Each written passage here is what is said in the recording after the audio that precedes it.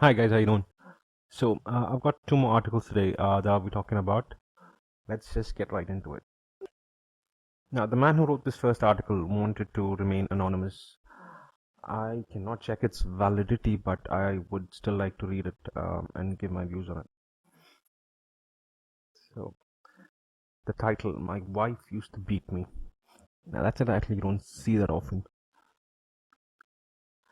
It reads, I'm a 31-year-old well-to-do banker working for an international bank in Maharashtra. A firm believer in the institution of family and marriage, I entered into an arranged marriage in December 2014 with a girl from Delhi. She was an IT professional working in my city and seemed to be someone who shared my values and beliefs. Before the wedding, I had clearly mentioned my desire for a nurturing and supportive relationship and a family life, and she reciprocated with her own desire for the same. But days after the wedding, all my ideas about a fulfilling marriage and relationship came crashing down. After we returned from our international honeymoon planned by her, paid by me, she insisted that we live separately, away from my parents. I gave in to her demands, feeling that as a newly married couple, it was obvious that we would need our privacy. In India, the thing is, the couple often stays with the family after marriage. It's kind of a tradition and custom, but this new trend of moving away from your folks' house has increased over the years. I honestly think that a husband and wife should live separately from the family. They need their privacy, and in a lot of arranged marriages, it would be better if they understood each other without input from their folks. Anyway, let's go on. I also employed two maids to help her with cooking and the housework. My wife did not even lift a finger to do anything in the house. Even basic cleanliness and cooking was taken care of by me or the maids. She would also frequently drink, smoke, and abuse me verbally.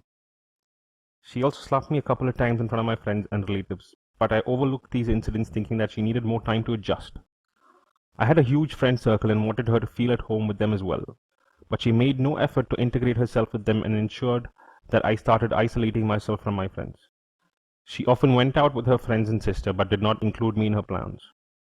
I would often find out where she had been courtesy of her Facebook updates and photographs.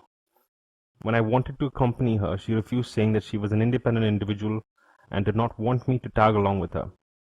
I was extremely hurt and upset with this behavior, and I was going out of my way to ensure that she felt at home with my friends, while she was avoiding spending time with me in the company of her friends. In an effort to establish a rapport with her family and keep her happy, I footed bills of all the expensive gifts and family vacations for her family. In return, I had to suffer taunts and humiliation in front of her family members as well. Things became worse when she started abusing me for calling up my parents or trying to visit them for a couple of hours on the weekends.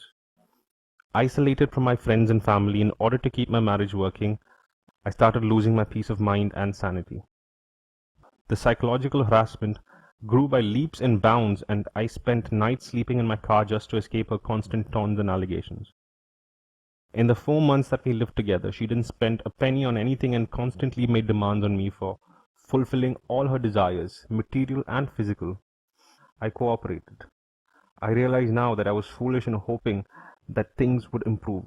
She left for Delhi in May 2015, citing a family emergency. After that, she didn't pick up my calls or reply to my messages.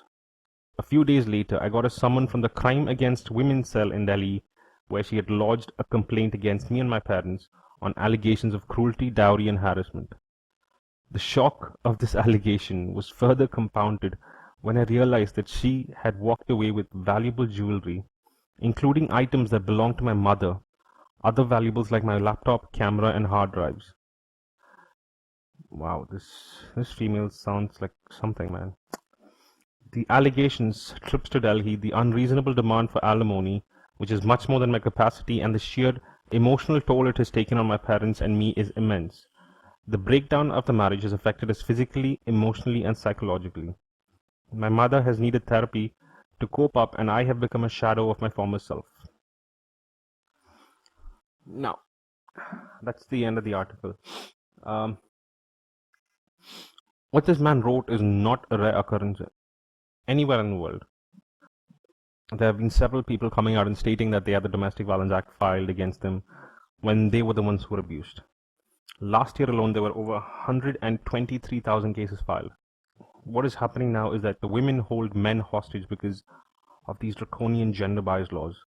They know that they have absolute power in marriage. If a man does not dance to her tune, she'll just make his life miserable. And what compounds to this is that she will never face any sort of fucking punishment for any of these fucking atrocious acts. She can beat her man every single day and no law has the power to punish her. A man, if he defends himself and hits her back, he will be crucified. This woman will walk scot-free after filing a false case and treating him like shit. India and the outside world hear about the cases that are filed, but they're not always the truth. The truth lies behind the veil, if you care to look. It is the men who suffer from these kind of women and have nowhere to go for help. Men who rape or assault women have to face the consequences of the justice system. Women, however, face absolutely no repercussions. The fact is that the men who suffer at the hands of these women, they end up having to suffer at the hands of the law as well. And that adds to the whole ordeal.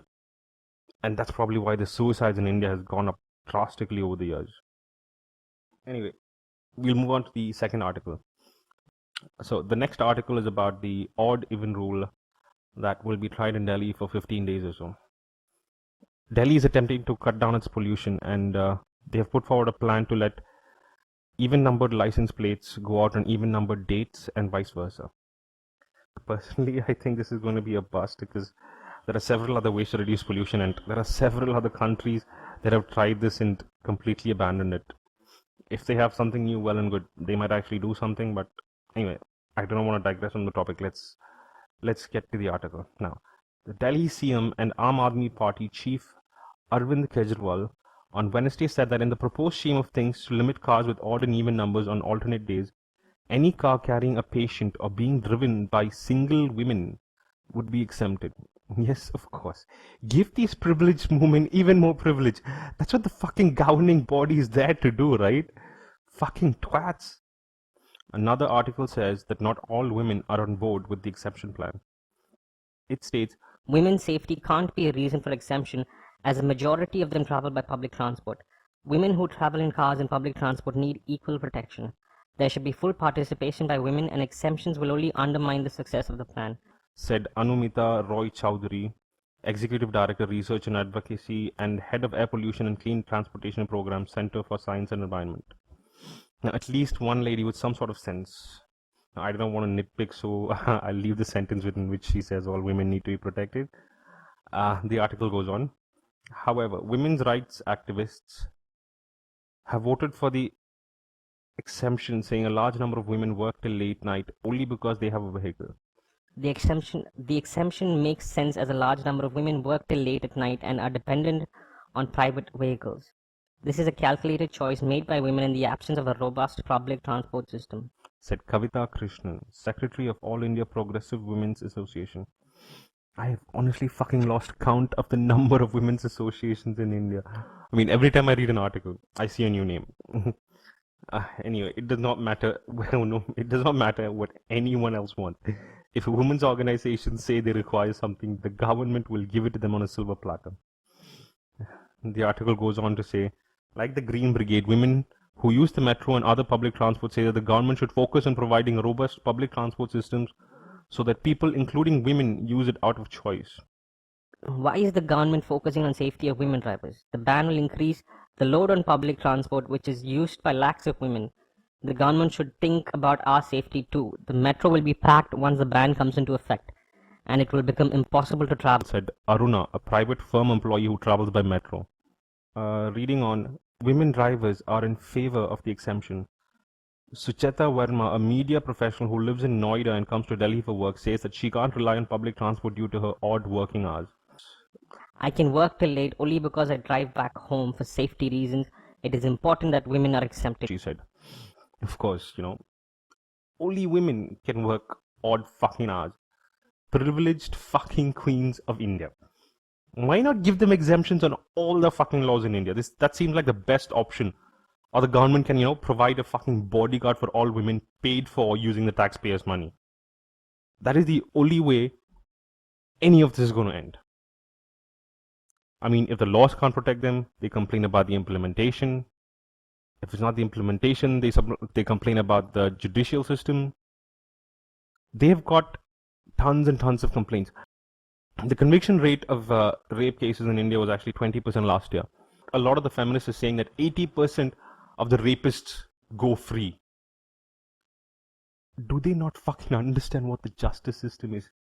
The rich and the influential can go free, but most of these fucking rape accused are not. I don't know what the fuck these bitches want, because I don't think it's ever gonna fucking stop. Anyway, that's it for today, guys. Cheers.